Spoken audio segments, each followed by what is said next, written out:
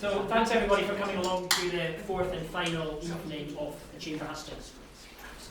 The same format as the other evenings for anybody who's been before. If you haven't already, the Chamber members were asked for a number of questions which we grouped into various topics, and those questions have been circulated to the members, to the candidates in advance of this evening. What I propose to do is to choose a kind of blended, consolidated question for each of those topics, and each candidate will have 2 minutes to respond to that, or up to 2 minutes to respond to that. When we get close to the end, I'll give you a 10-second jazz hands warning before chopping you off at 2 minutes, because we've got quite a lot to get through, and we'll try to keep it moving as we go along. If we have time on any topic and there's questions from the floor, we'll take some questions from the floor if we have time. But if you do so, please make it short and snappy so we can keep on moving, if you don't mind. Just candidates, so you're aware, there are a couple of other shorter questions, so I've got to start the first one, for example, just a minute, so please stick to those timings throughout it. But if there's anything that's left over, anything that we've missed out from the questions, or anything that you want to ask afterwards, there will be the round table session following on, so you can have a bit more detailed correspondence. So, if that all makes sense, we'll just get started. And I'd like to start with asking each candidate, just in 1 minute please, to give a general introduction on what their key focus will be for the business community in this election. Whether that might be to correct a missed opportunity from the previous assembly, maybe build on something that's happened, or perhaps a future opportunity that you see down the line. So just in 1 minute please, and we'll start with Roger if you don't mind on that topic. Right, I think we're on the cusp of perhaps oil happening. I think we need to make the Falklands a place that people wish to do business in. I think we need to free up things like taxation. I think the review of taxation needs to be there to make sure that we can encourage the private sector to thrive, not to tax them to death. I think that's vitally important. I think we need to pursue other avenues of revenue. If we've got the ability to bring in money from oil, that will be great. We put that in, should be putting most of that into a sovereign wealth fund. The taxation from it can be used for recurrent expenditure, but I think we then need to look at putting other legs on the economy of the Falklands. So I think at an early stage we need to engage with the Chamber of Commerce and discuss the economic development strategy. Thank you very much. Perfectly timed for a minute. Peter, would you mind? Yeah, okay. I would like to carry on concentrating on preserving the environment of the Falklands. I think the sort of global instability and all sorts of things makes it even more important for us to look after our political homeland and relations and our relations with all our friends around the world. I think we shouldn't forget about those things. So the environment is top of my list. We've got to try and make grave efforts to sort out the housing problem. We've got to try and, in the most crude way, make the supply larger than the demand, and it will take a while to do that. We probably might have an oil industry, and I would reluctantly, but I do support it, and we have to try and make sure that works as smoothly as possible. But we've also got Perfect. No, that's good, and I think lots of stuff in there as well. Mark, do you mind? Thank you. So, for me, I think the Falklands works best when we all pull together in the same way, and I think that hasn't happened as much as I'd have liked to in the past. So I think one of the priorities for me is getting people working together, and we may not agree on everything, but when we don't, we need to explain why we don't agree and why we're going in the direction we're going. I think you want the same things as everyone else: stability, clarity, a long-term plan that gives you assurances, and you're able to invest. I think there are some key bits within that, whether it's housing and supply of housing, whether it's connectivity and talking about digital connectivity, but also physical connectivity within the islands and outside. I think they're essential things for growth.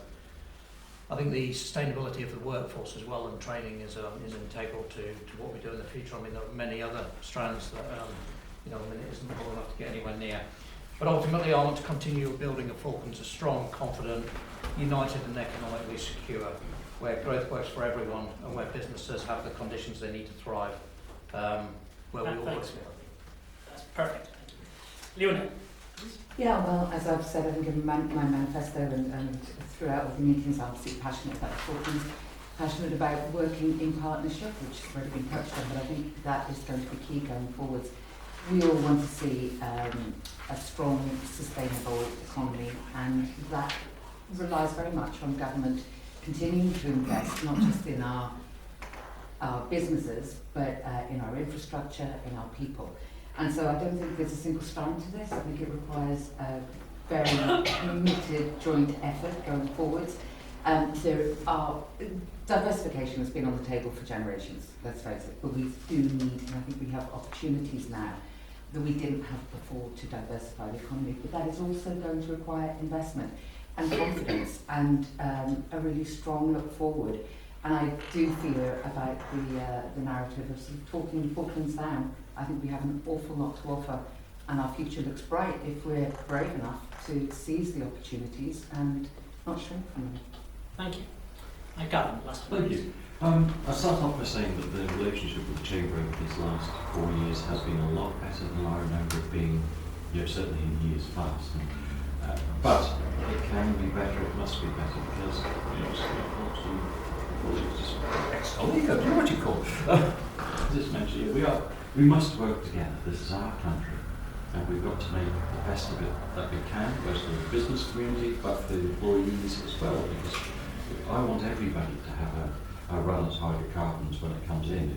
It's going to be big, but we've got to make sure that we harness this for the benefit of our country and our people. I see finances at the moment as perhaps an access to finances problem.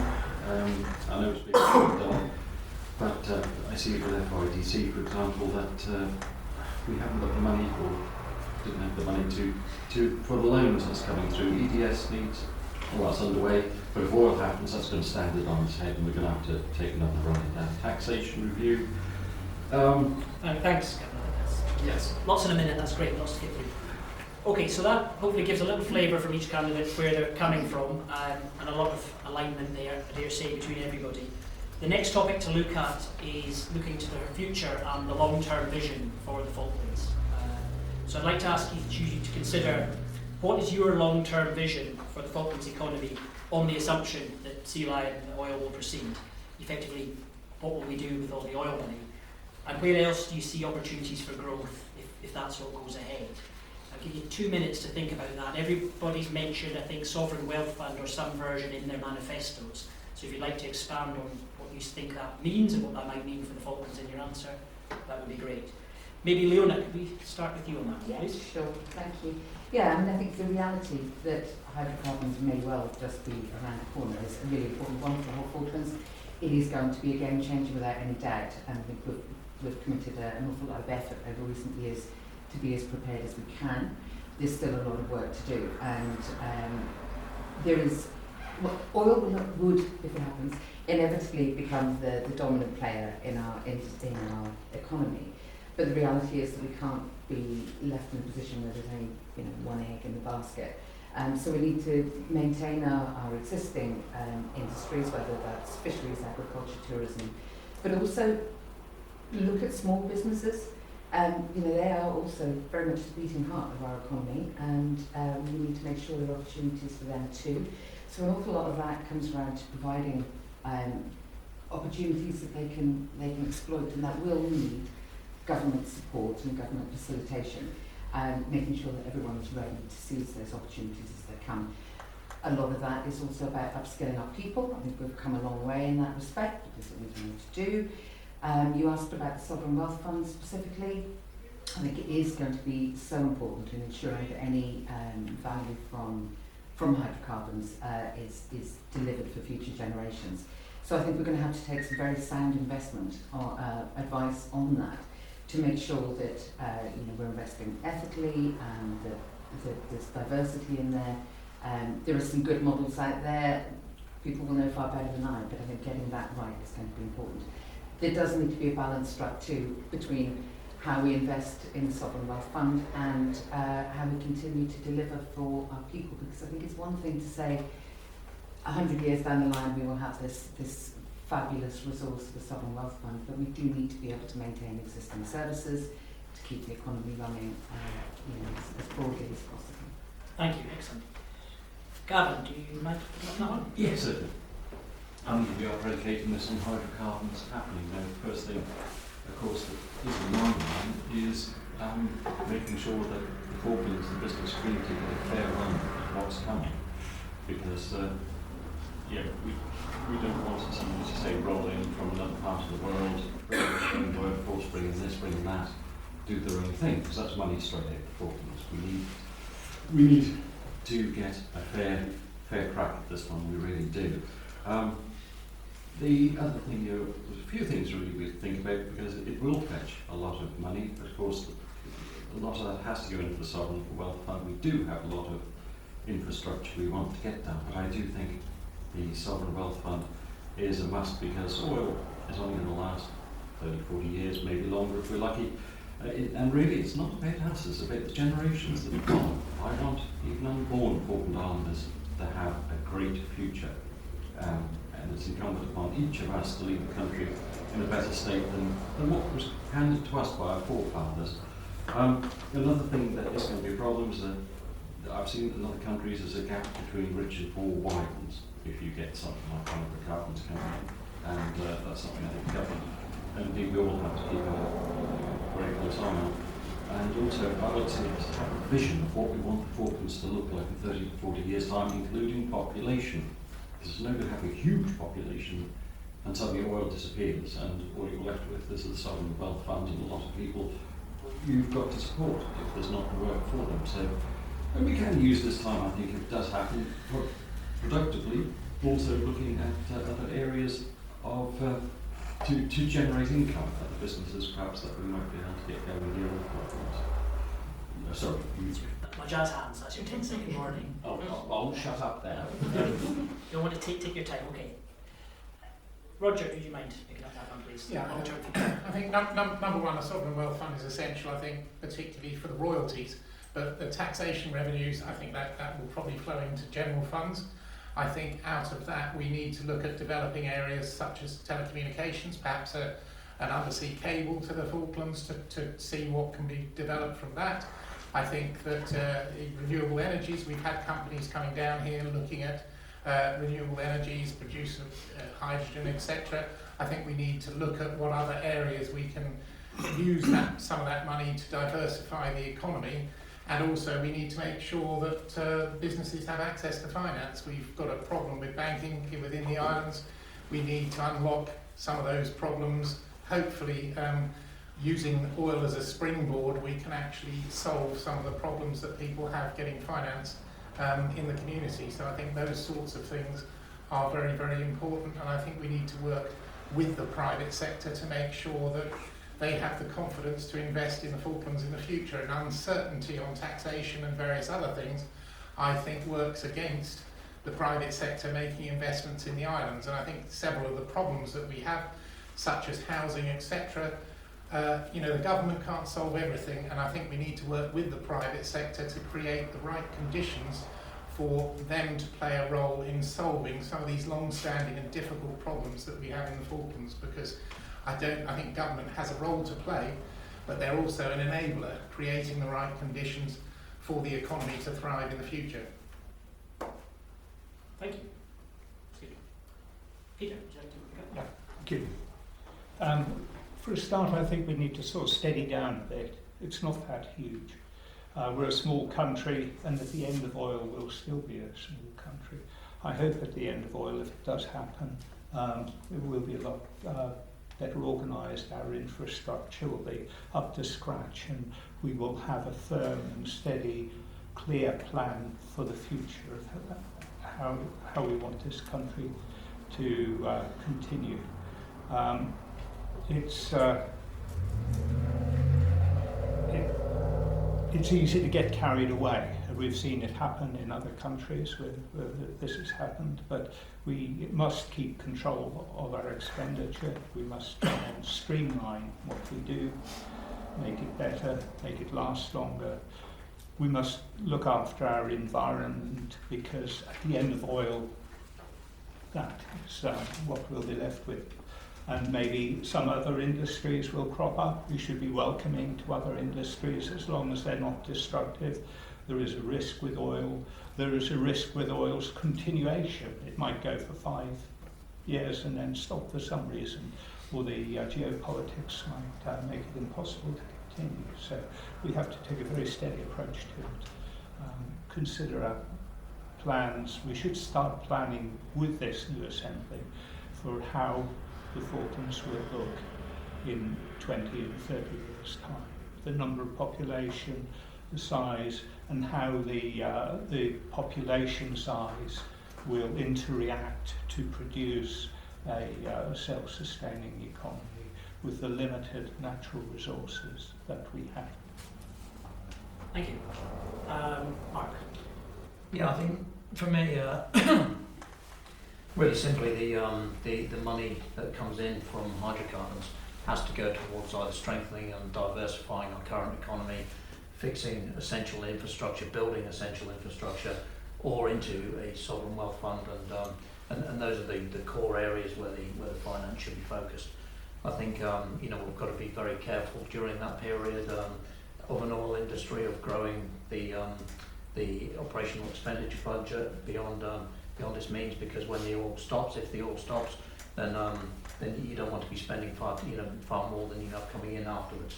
And I think part of the key to that as well is that investment in current industry and diversifying, creating new industries, so that you have a bigger revenue stream as well coming into the islands, not just the government but the islands in general. I think, how do we get there? I think we have to work together. We have to work on things like finance. Pete mentioning the environment there is absolutely essential as well. All of our current revenue streams, all of our current industry rely on a pristine environment. Hydrocarbons doesn't. So we have to make sure during hydrocarbons that we maintain that high standard of environmental stewardship, because ultimately when it is gone, our farming, our fishing, our tourism all rely on that being as pristine as we can possibly keep it. So I think that's essential.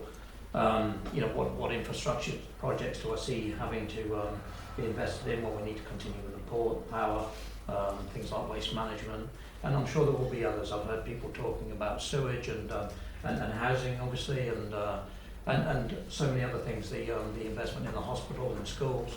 I think we have to be careful again not to overly grow our operational expenditure during that time. Thank you. Okay, well, that's one topic down. Everybody's still with us. So we'll move on to the next one.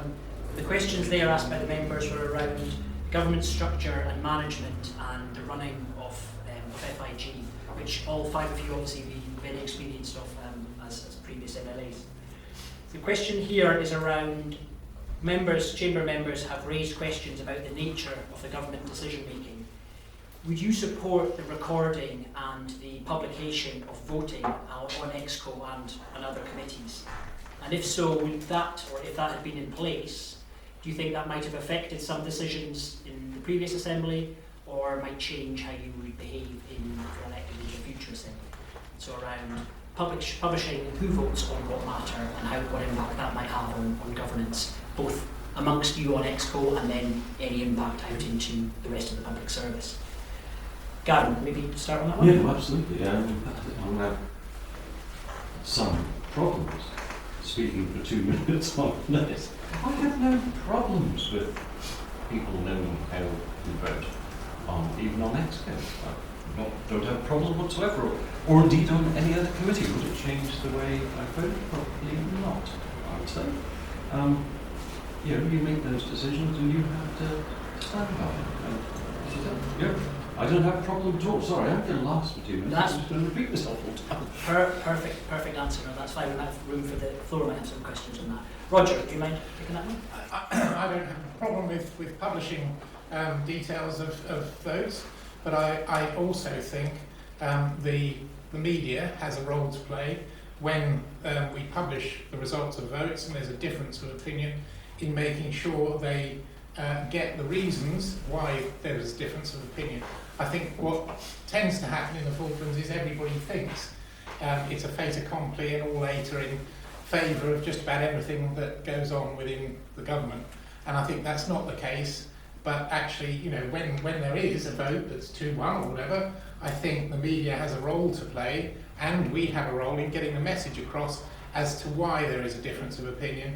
And the people that have voted against need to actually put their views forward so that the community understands where everybody is coming from. Mark? Yeah, I couldn't agree more. I actually put forward the proposal, proposed the motion in the House to open up EXCO, to do that, to publish the voting record, and that's taken place for much of this last assembly. So absolutely it happens, and it should continue to happen. I think you know, there's a lot on us as MLAs to actually talk about how we feel and which way we vote, and let the people who voted us in know where we stand on certain issues in the House as well. That already happens, the hands that is there, but perhaps we don't talk enough in the House sometimes and let people know the thinking behind certain things. I think it is on us to communicate more and better and let people know. Again, it comes back to that working together, and you know, we have to listen to different parts of the community, and where we don't agree, where we have differed from where the steer we get, whether it's the Chamber, the Union, the Conservation, or whoever it is. I think, you know, we have to explain, and there's a job for us to do it. I think it's the same on committees. I've pushed for publishing the voting record in things like BSC, even in the closed sessions where people don't see it, just so there's a record. Also in SFC, I've continually pushed in the reviewing the minutes that we publish who voted for what, not just that there was a majority decision. I think all of those things are really important. We are voted in, elected to represent the community, and they have a right to know what we are doing behind the closed doors and in public as well. Thank you. Peter, we got to take that one, please? Yeah. Well, I think we seem to be more or less of one mind on this, but I can't think of a circumstance where I would not want that to happen. So I do support it. Yes, no wasting more time. Yes, I was. From 5? Yeah, absolutely. I mean, I was a little surprised, to be honest, to see the question, because it has been, I think, it was very early in the last assembly that Mark put the motion forward to publish the voting on EXCO. So that is not only on the minutes, but also in the summary report that we put out every month. You know, whether it was a split vote, whether it was a and I have absolutely no issue. In fact, I think it's really important that the voting record is open and understood, and that people are able to stand by their decision one way or another. No decision is going to be popular with everybody, and that's absolutely fine. But I think that's how voters know who they're electing and who they have elected, because it is very different. You know, if that transparency is not there. So I think there's still more that can be done. I think the committees generally don't describe who voted which way. That absolutely should be public record. I think the point about having greater discussion in the House is also really important, because it can be a little bit bland, let's face it, and I think if we want people to listen, we need to give them something to listen to and to understand why we're voted in a certain way, or if not on EXCO, what our position is on certain things. So yes, absolutely, more the better. Thank you.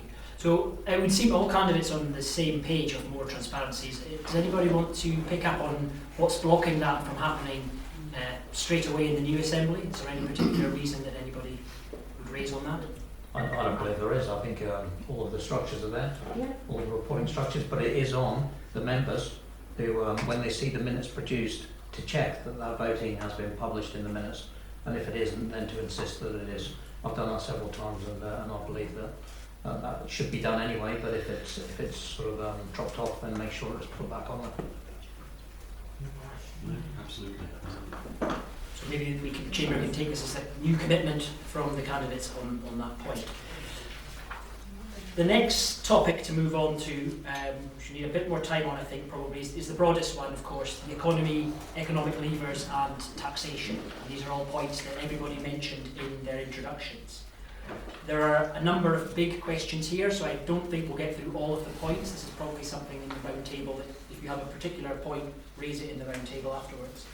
But if I can start on tax, take that as the first question.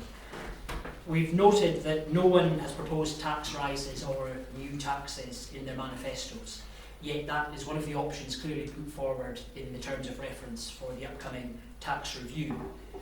I'd like to ask each of you to advise or answer whether you support tax rises or new taxes. I know there will be the answer of wait until the review, but there will be a feeling just now whether you feel there's a need at the moment.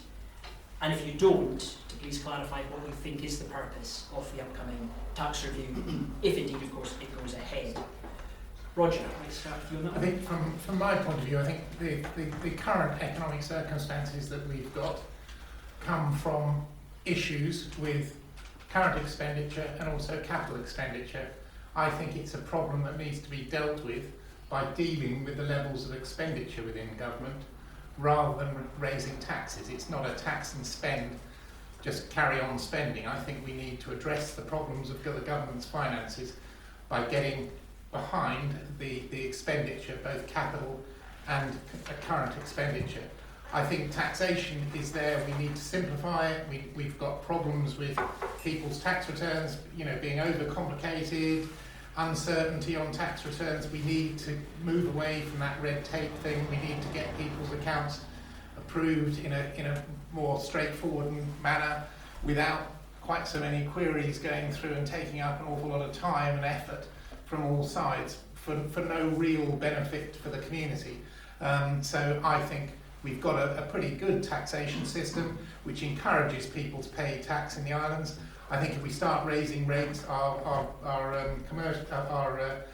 rates for company tax are similar to elsewhere in the world. I think if we start changing that, we will likely see taxation moving from the islands elsewhere. And I think we need to encourage people to pay their taxes within the Falklands. And I wouldn't be in favour of bringing in new taxes. I don't think that's a very good idea. When I came to the Falklands 40 odd years ago, people didn't inherit money here. They didn't have much in the way of inherited funds. I think when people have paid tax, earned money, they should be able to pass it on to their families within the islands. I think that's something that's quite important. Thank you. Gavin, do you want to pick up that tax question? Yeah, absolutely. Why is there a tax review underway? That was the question that was posed. And it's one of the things I do remember some of the business community asking for, because they thought what we had was clunky, somewhat obscure, I think, and they wanted this looked at. So it kind of is starting, I think, to take shape. No new taxes? Well, I suspect out of this review there will be proposals come forward for various taxes, not long enough to remember one of those proposals from years back being a form of VAT, which we quickly said no way to, because imported stuff costs enough without working tax on board. We are told by the tax office that there is sort of thing, uncertainty in some of the, what I call the more technical stuff that runs on in the background, which is kind of makes my head hurt. But the simpler any tax form is, the better. But I don't really foresee why we should be playing with tax rates, for sure. As I say, I probably would welcome the rejig of the tax form, the personal one, because I looked at all my products. So yeah. Thank you. Leona, do you want to go on? Yes, so much like Gavin in this way, I do remember the tax question being raised by the business community as something that was clunky, that needed some revision, that needed some updating. It's 20 years since it was reviewed, and I think that was supported actually by all members, as I recall, taking forward the review. So I think, that will happen. I'm not preempting anything. I'll be absolutely honest. I'm not naturally opposed to having a higher tax band. I don't think that means going to something like 40 or 50%, not at all. But I think there is potential for that. But I would absolutely want to understand what the implications might be, what the unintended consequences might be, and so that's, it's right to do the review. I think there have also been some gaps highlighted and some technical issues highlighted that should be addressed. So I think having a modern, workable, user-friendly tax system is to everyone's benefit. So it's going to take a few years to do by the sounds of it, and at a significant cost. But you know, I think these things do need to be reviewed. The future, if everything goes beautifully, the future may see the Falklands looking like a lower tax country. I wouldn't want to preempt that either, so I think let's do it. My only other point is, I think, not to pick on Gavin, but the VAT point, that was excluded from the review. Thank you. Just to clarify, I think the Chamber, the request, absolutely acknowledged the request for the technical review had started in the Chamber, but it's about how that has morphed into something that's perhaps a bit broader than the initial question from the Chamber. Mark, do you want to pick up on that one, please? Yeah, absolutely. No, I don't see a tax review as being optional. I see it as being essential, because I've sat in 8 years now on budget select committee meetings where there have been suggestions that maybe we increase or decrease tax rates, maybe we look at different taxes, maybe we introduce them, but always in a completely uninformed way.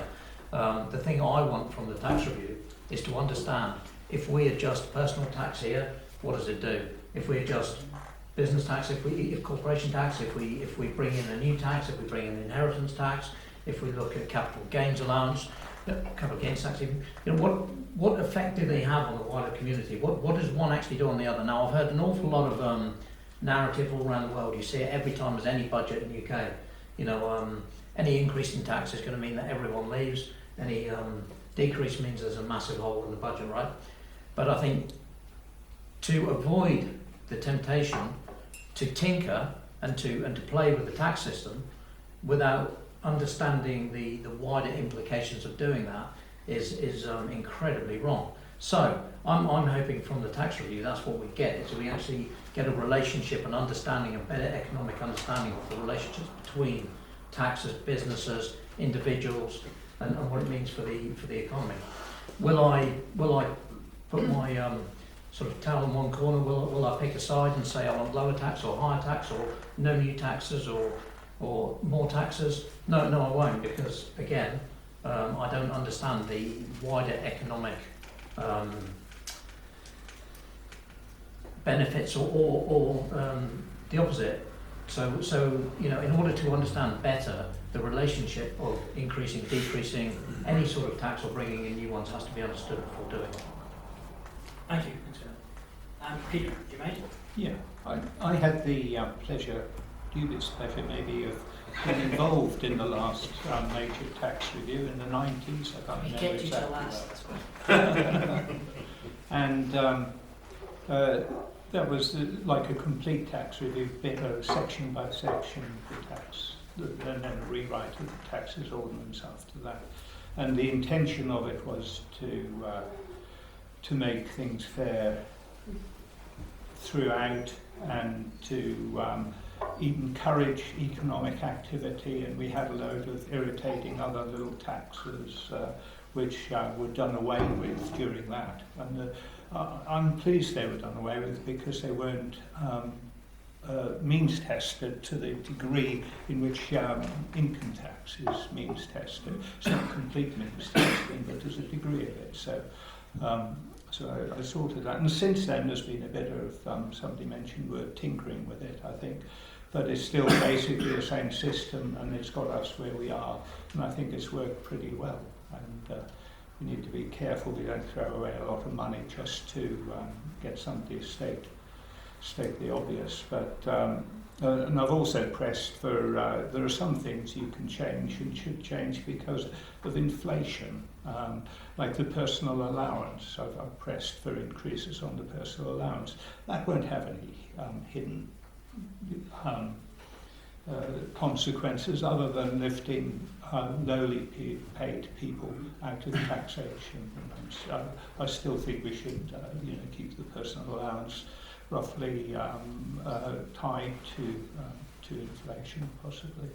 And so if there is a tax review, I'd like to see that it's zoned and targeted. I wasn't aware that one was actually underway, which I'm a bit worried, It should be targeted at the areas that need attention.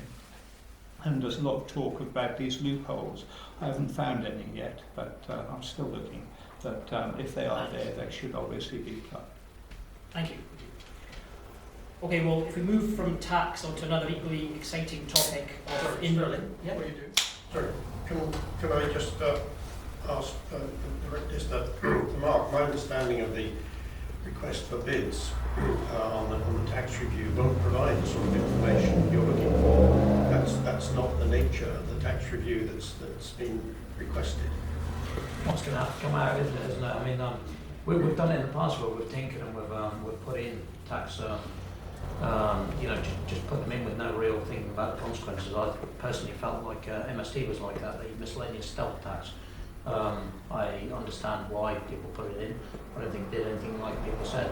But I think the tax review has got to bring that information out, like whether that's My point is that's not how the request for tenders has been written.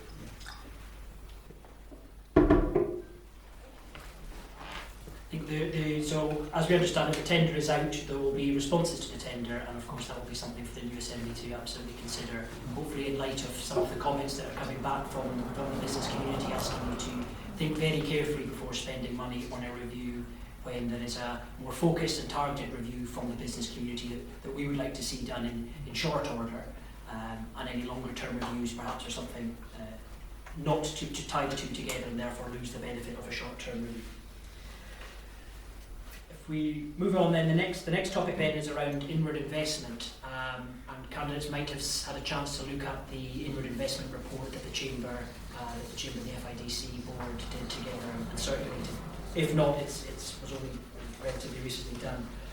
However, this came in the context of the Chamber asking and pushing for some investigation into this area, and with, might I say, little appetite on FIG to take this forward. Having Chamber has gone away with FIDC and conducted a review which has come back with a recommendation that there be a serious consideration given to how inward investment might work in Falklands. I've been asked candidates then to think and respond on what your views on inward investment are, overseas investment into the Falklands, and what steps, if any, you think FIG should take to support, encourage that, and how you see that working in the economy. Mark, if you mind starting that. Yeah, so my recollection of it is inward investment was raised with us. My feedback at the time, my comments within meetings with the Chamber, and I've covered by email I think as well, is that I wanted to know exactly what was meant by inward investment. Now, of course, people bringing money into the islands is a good thing. Now, if it generates more revenue than they take out, then that's beneficial to the Falkland Islands. So trying to understand exactly what is meant. As a government at the moment, the last government, I believe, we've done certain things for inward investment. I mean, trying to build a new port, trying to ensure the future power supply, and no one's going to invest in the Falklands without simple things like that. Trying to improve the social infrastructure of the islands, again, it does help investment coming in. Now, is there a specific inward investment policy? There hasn't been. We had that discussion with the Chamber. I believe the Chamber were going to look for a sort of off-the-shelf version at the time, and then decided to go down a slightly different route, talking to the people who have done this report. And I support the report, I support the work. But it's trying to understand exactly what it is and how it's going to work. So I haven't had a huge amount of time to digest the report. I do think looking at the framework seems like a sensible thing to look at. Exactly what it contains and how it works, I need to understand a bit better. I haven't had a chance to fully sort of consider that. Monitoring and reporting around that, absolutely, that would make sense. Now, there was proposed, if I remember, for a sort of body that looks at it and reviews the inward investment. Again, that seems sensible, but how resource intensive is it? How will it work in practice? So all of these things are things that need working through. I would say thanks to the Chamber for taking this work on and doing it and bringing it back. I think that's exactly what we sort of agreed and what was asked for and what was done. So I think, now that it's been done, I think the next Assembly should absolutely consider and see what they can do to sort of add value to the process. Thank you. Peter, do you mind taking that one? Yeah, I'm not my recollection of the report isn't great, but I thought it was interesting and necessary, but it needs, I think it needs more work for people to understand it properly. You know, I'd love to see constructive investment, and it's something I think we all would, but how you actually go about encouraging it and making it happen is, at this point, is beyond me, actually. Is this an area that you feel FIG should take the lead on, or is it something that's more private sector or different? I think FIG should be involved in partnership with the private sector in, you know, encouraging investment. I think that would be the intelligent way of doing it. I'm trying to think of something that would work. You know, with this population our size, I'm sure there are lots of things, but at this point, maybe I don't have a very commercial head. Thank you. Yeah, I thought it was very useful. I think we need to look at what sort of inward investment we want in the future, whether or not it's sort of a Stanley Services stroke SaaS type model moving forwards, and how we would wish to see that. I mean, if the oil industry is here, we could have companies coming in and just doing everything themselves with it and excluding local businesses, or do we have some kind of partnering in some way or other? And I think that's the devil is in the detail. I think moving forwards, I think with telecoms as well, there's a great opportunity there to encourage some kind of a joint venture of some sort. I think in all those areas, that's something that we need to discuss, but we need to have an open discussion with the business community to see where they see that fitting in, because too easily we could bring in inward investment and actually put pressure on local businesses unfairly, or as they would see, unfairly. And I think we just need to have that sort of discussion about how it's done in a sensitive way to the size of the market in the Falklands. And are there any areas that you see open for inward investment particularly, or is it more I think the future of telecoms, particularly in the near future, there has to be a decision early in this next assembly. I think that is something that we need to have an open discussion with everybody about. As far as it's possible, we need to have a discussion about how everybody sees that moving forwards. But certainly from inward investment, part of it is bringing the knowledge of that type of business. So, you know, if we haven't got those skills here, that's something that can be matched up with local businesses here for the benefit of everybody in the long term. Thanks. Gavin, do you want to? Yeah, thank you. Inward investment is, I mean, it's one of the things I did speak in passing on in these last 4 years, especially with connection with the tourism industry, because at that stage we were looking for floating pontoon and things like that. And I was speaking to Steph then to see whether there might be any way of, you know, attracting money in somehow from tour operators and things like that. But I have to bring those questions back. Inward investment, what do we mean? What do we want? Because we seem to have a schizophrenic approach to it, but we'd probably like money coming in. We might want, say, expertise or something. But I think in our psyche, especially if we're possibly people of a certain age, we are haunted by the absentee landlord from all those years ago. And we'd like people to come in, we'd like them to invest, but we don't want the blighters getting control. And it's finding a way forward between, say, a company coming in and setting up challenging established Falklands companies at their own game, and, if you like, plates on the wall companies. We need to get halfway, I reckon, between them to have perhaps partnerships with local companies, with local people. And I think that may be the way to go. And Roger's mentioned it, and he's right. A Stanley Services type agreement for telecoms could well be the best way forward, I think. But should be government-led. It should be FIG facilitators, but involving both the private sector and the community. It's their country. Thank you. Fiona? Yes, I think there's, well, I should start by saying, you know, thanks to the Chamber and FIGC for producing the report. I think, I don't think there was reluctance on the part of FIG to do it, but I think there was, certainly the discussions that I recall, it was about capacity to do it and deliver it. Of course, you know, even this report has taken some time to produce, but I thought it was really useful and a really interesting read. Particularly enjoyed some of the case studies that were set out in there. So I think there is potential for massive benefit from inward investment, but there are also significant risks. And it is how those are balanced so that we're not, we're not inviting in partnerships that might not work to the best interests of the Falklands, or that might transfer control from local businesses to external, or that might leave us open to undue and harmful influence. So I think that all those risks really have to be understood. So to try and take this forward, I think the proposal of the working group is a really good one. I don't think it, to be absolutely frank, I think if this was just put to government to take forward on its own, there is a very long list of priorities, and actually getting a meaningful outcome I think would be challenging. So I think a working group to set up actually how it might realistically be achieved, what industries we might, or businesses we might be looking to incorporate and invite in.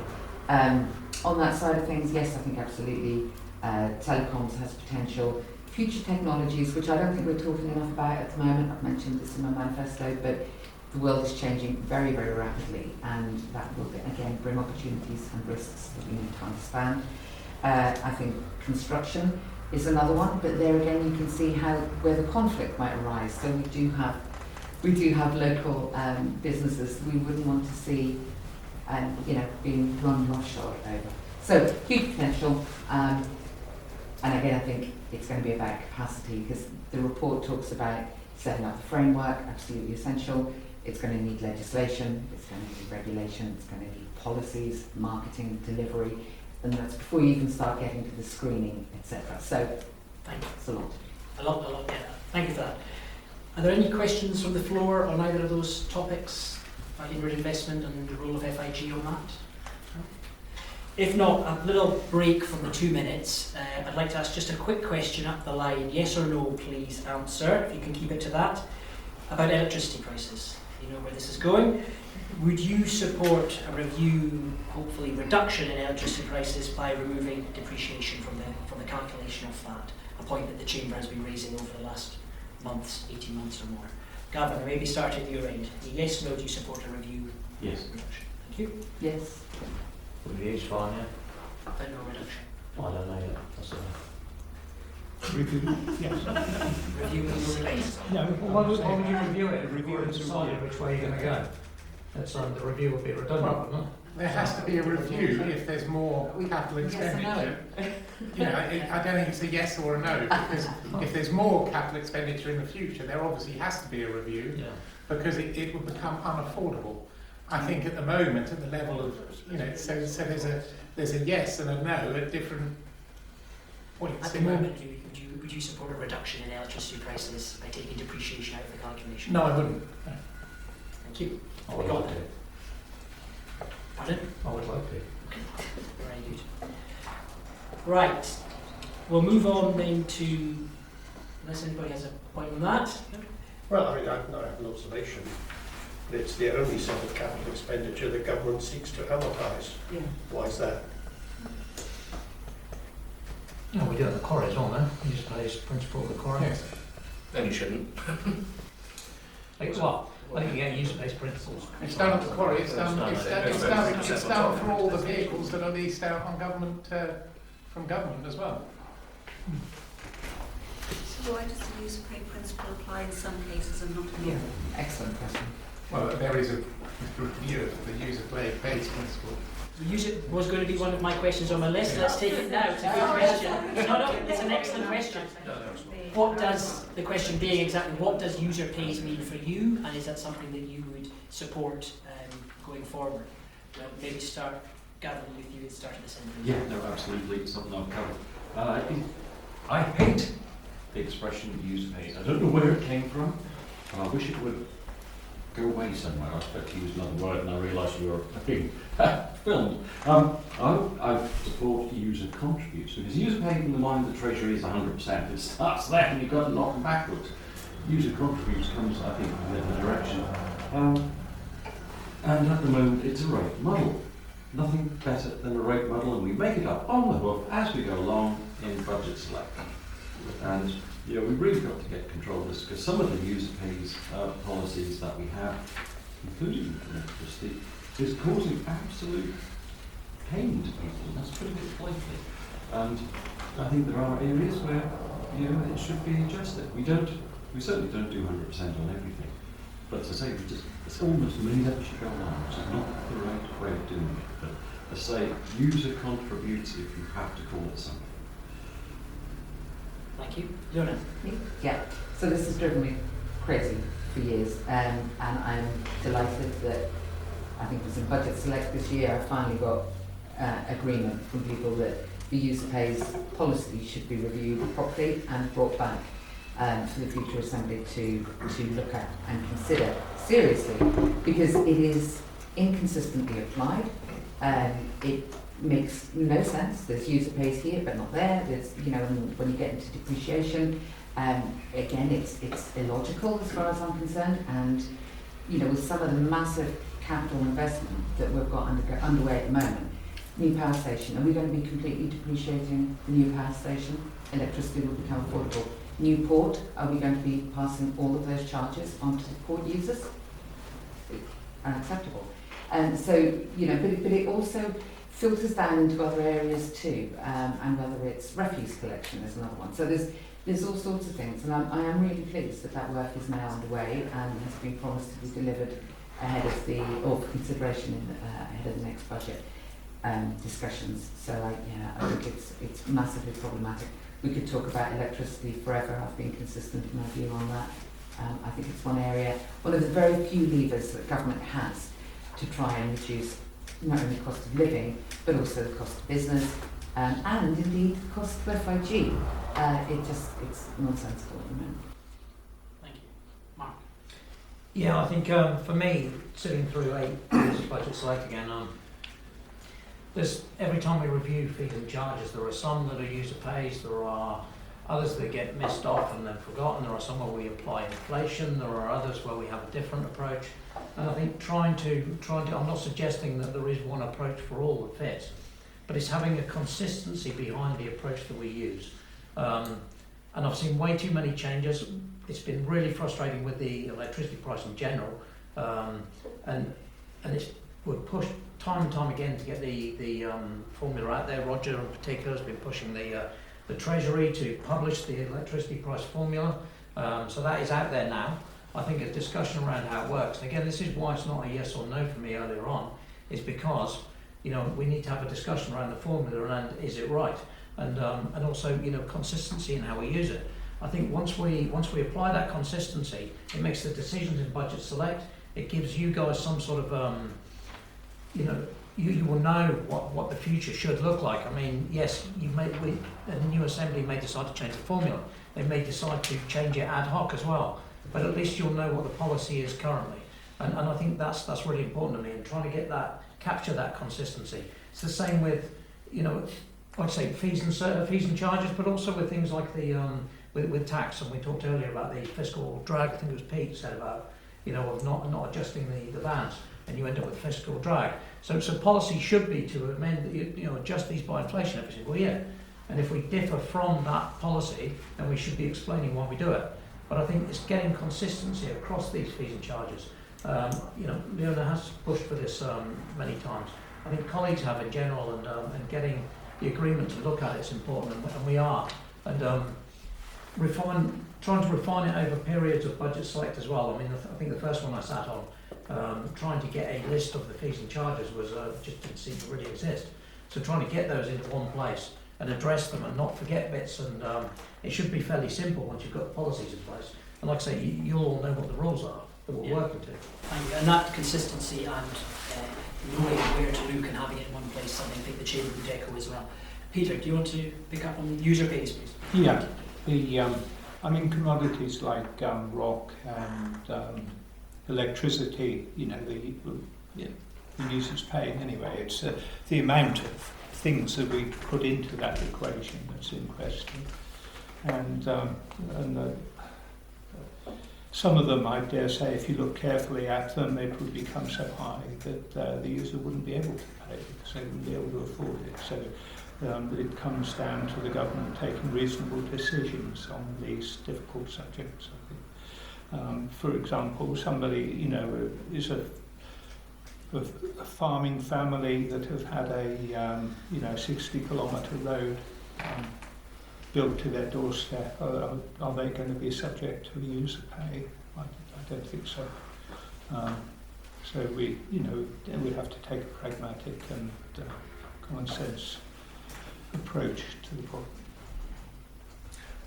I'd just say if you've decided a method of calculation, I don't think you should start messing around with that method of calculation just because the result isn't acceptable to you because the variable costs have changed. I think that's very dangerous because it's then open to political whim, and actually you end up with having agreed that you would go through with this policy, this amount of depreciation every year being charged to it, and then you say, well, we don't like the result, let's change the policy every time, and you end up with a race to the bottom because, and then you end up not recovering your costs.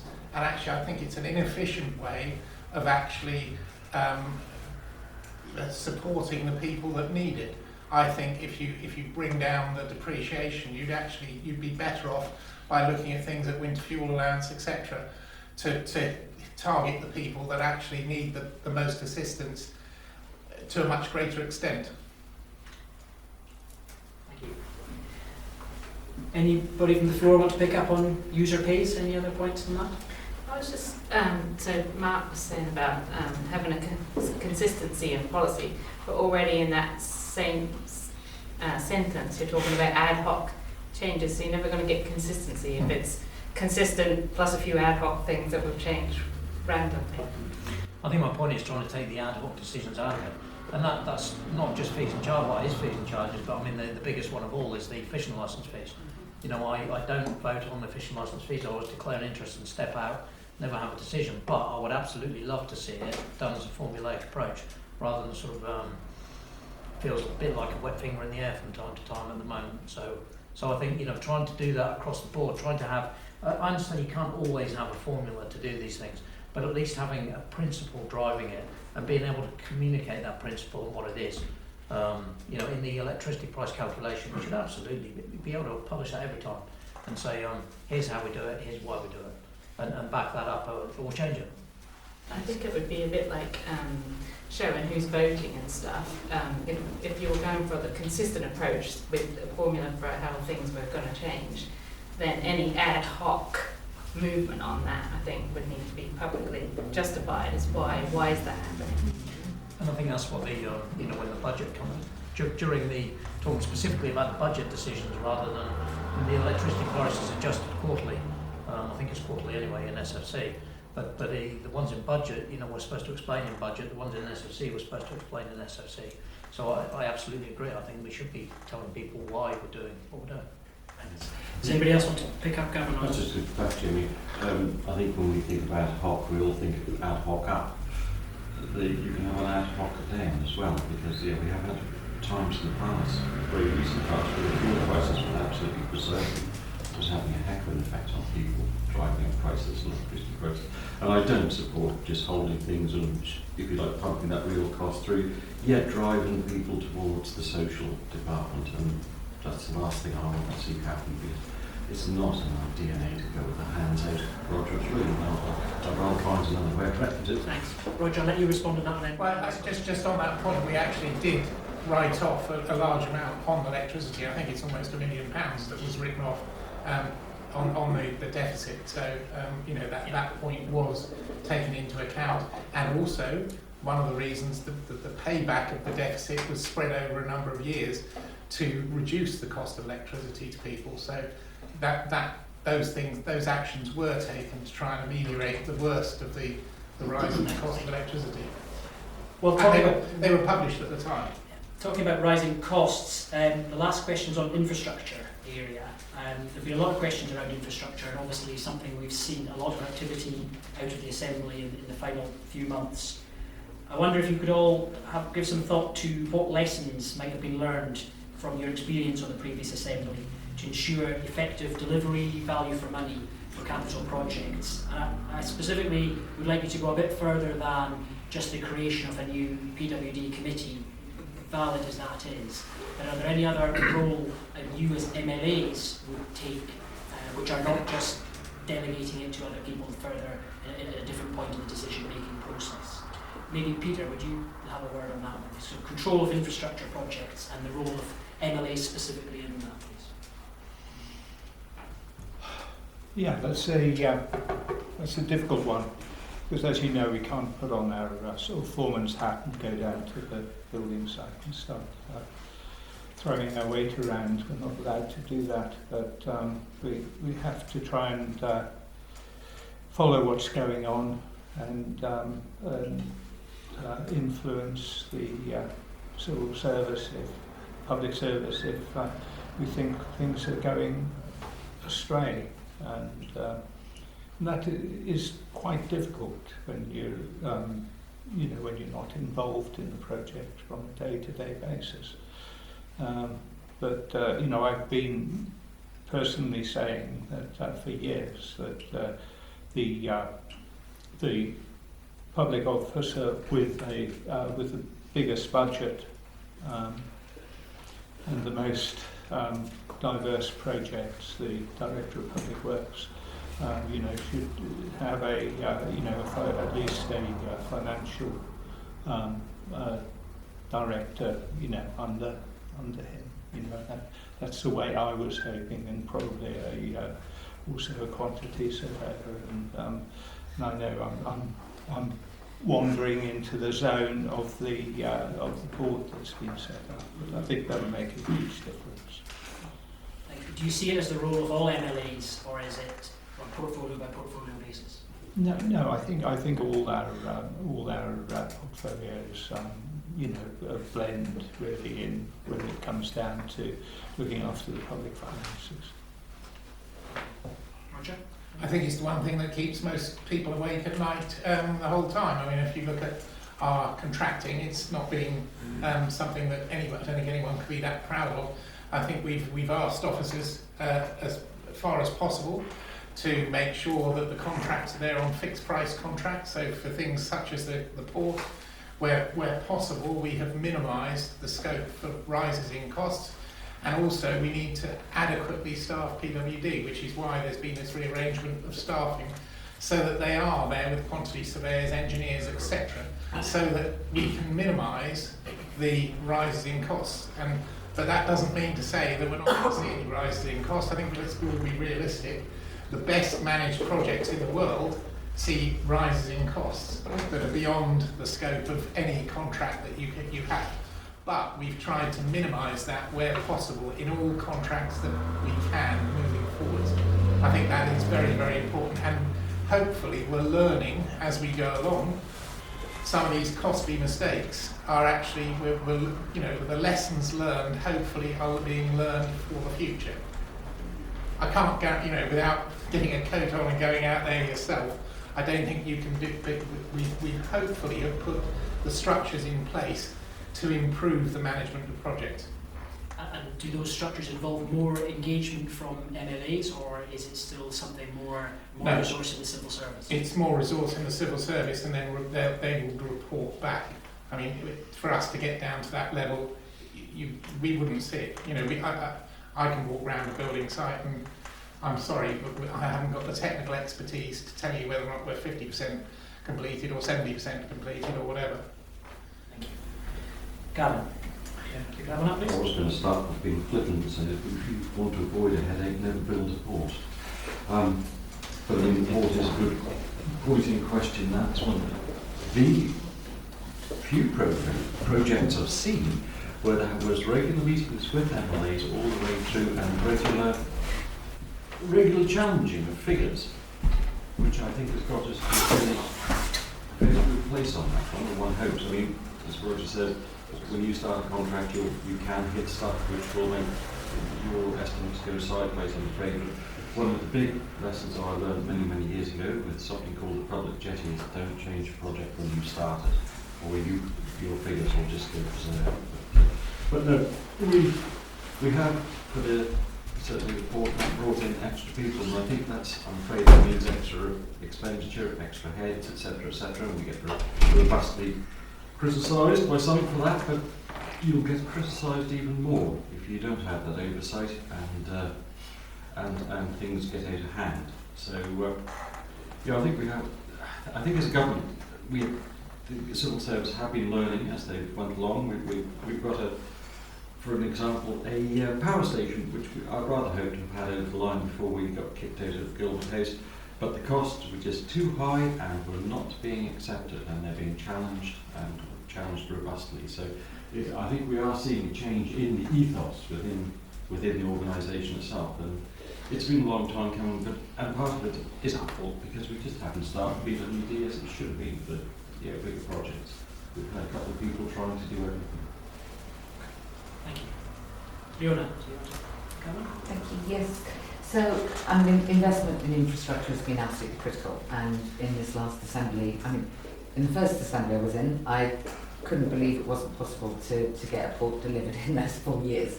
I've learned significantly since then how hard these things are. But so, we've invested and driven forward some of the biggest capital projects that the Falklands and the Falklands government has ever taken on. And that has inevitably come with challenges and a lot of external pressures that we could have done without, whether it's COVID, whether it's the war in Ukraine, whether it's rising costs of steel and of delivery and literally everything. So that hasn't helped. But I think the main source of frustration, I would like to think that we've put in measures which will reap rewards in the future. So with better oversight, reporting and management, the changing in the way that we go about setting our contracts and sort of front loading a lot of that work, about risk management and where the risk sits and how we handle that. This lesson that I'm sorry, I could get massively frustrated over it, but about scope change, which how many PSC reports have I read where it talks about changing scope partway through a project, and obviously inevitably that drives up costs and makes it harder to deliver. We do now have project reporting more regularly through SFC, and I think that oversight is going to be massively important too. So I think the structure that is now being put in place, I wish we'd done it a few years ago, to be perfectly honest, and it has been in itself an investment in bringing in the right people to oversee the major projects.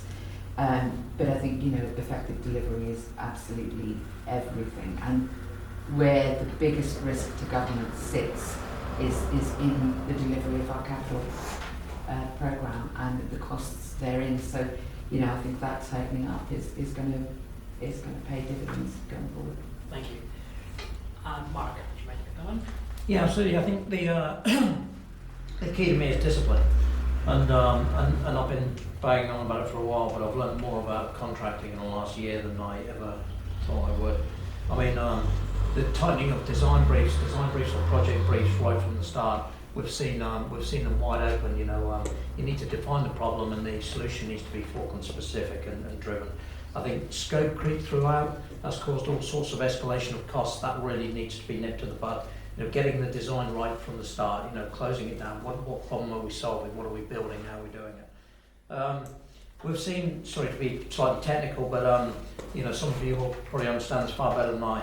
But in terms of decision making, we've suffered in the past concurrent sort of problems about optimism bias in costing the projects. So we've gone from sort of REBA stage 1, it's called, so the Royal Institute British Engineers. Architects, that's the one. So stage 1 of costing, where essentially it's really quite uncosted, to stage 4, and making sure those costs are really sort of included. But that involves front loading the project and spending quite a bit of money up front to refine it and get that correct. The other thing is with the contracting. So going away from sort of the NEC contracting, whereby we're doing cost plus, to trying to share some of the risk. If you go for a fixed price contract, then the risk is built in, and whoever is building something for you will fix in a much higher contingency amount. So it's judging where on that risk basis we do it. And I think that's really important as well. So on the really, really expensive projects, we want to get as much fixed cost as we can without them loading the project with contingency and us paying far too much. So, I mean, I think they're the main things for me, and hopefully the new team that we have will actually be enforcing all of these things. They absolutely should be. And it's on us to constantly keep checking that on the new assembly, to keep checking that and stay on top of it. Thank you. Well, there's no more big questions. I'd be glad to know. Are there any questions from the floor, particularly that anybody wants to raise at this stage for the whole group? You can save them for the breakout. In which case, I'll just go back down the line again and ask everybody again a last minute, or slightly less than a minute, 45 seconds, saying if there's any last point any of the candidates want to mention before we wrap up and move to the round table. We started with Roger last time, so we'll start with Gavin now. Go work backwards, Gavin. 45 seconds, last point to mention to the room, please. Right, I want to show Jonathan Rogers, let's say here, thank you for the opportunity for coming along, and I do believe that we are living, I think, in a very exciting time, and it's incumbent upon the new Assembly and indeed the Chamber, and indeed us as a community to all work together. It's our country, our future. Let's make it a good one for us all. Thank you. Neil. I'm largely going to repeat what I said at the outset, I guess, about going forward with some courage and some ambition for the Falklands. We have an incredible country that we should be proud of and we shouldn't be running down, and we need to keep investing in our people, in our economy, in our environment, and I think if we do all those things we can have a very successful future. But I would be cautious and nervous about moving towards austerity. We've seen the damage that has done in other countries and how very, very long it takes to redress. Thank you. Mark. Yeah, I think we, again, echoing what other people have said, we need to work together, we need to get together more often, we need to understand why we're doing things, why you want things done in a different way or the same way or slightly different. I think working together to build a better future for the Falklands, and I think the only way to do that is just by getting together more often and discussing things. I think we've tried, but we need to keep working at it, and hopefully we can get on and finish some of the things we've got started, because I think we are investing in the future of the Falkland Islands. We have to. I agree, any talk of austerity needs to be nipped in the bud, because it will only shrink or freeze the economy, in my view. Peter. Yeah, I think we're living in a time of changing geopolitics and political clouds, and we need to go right to the basics and make sure that we maintain a really good relationship with the British government and keep the goodwill of the British people, because without that critical mass behind us, it makes our geopolitics very, very difficult. We've borrowed money to provide liquidity for the execution of capital projects, and something I was reluctant to do, but I support it, and hopefully that will see us good. But we do have some tight years coming up in front of us, and we've got to make sure those capital projects are done well. Thank you. I'd say in the short term, the government needs to control its costs, capital and recurrent costs. But if we wish to grow the income of the islands, we should do it by supporting the private sector, bringing in policies that allow them to grow, because you're the wealth creators, and I think we need to grow the private sector, and that's the way for getting more income, is to actually grow the private sector rather than actually try and tax them out of existence. It's growth that will drive better revenues in the future. So why haven't you done that for the past 8 years, Roger? Come on. I think none of you have. No. Sorry, But I think that's a very important thing to have. And I think you have an economic development strategy that should don't understand why the Chamber of Commerce should believe this. I'm sorry. Because your actions have not shown this in the past. You've had 8 years to be more business friendly and to work with us, and that has not happened. So do you expect the electorate to believe this now? when your jobs are on the line? No. I'm sorry. That might sound a bit blunt and rude, but I just don't believe that at all. That's a good point, and probably one of the points that's going to come up in round table, I think, when candidates can take that as a warning. So 15 minutes to expect questions on that theme.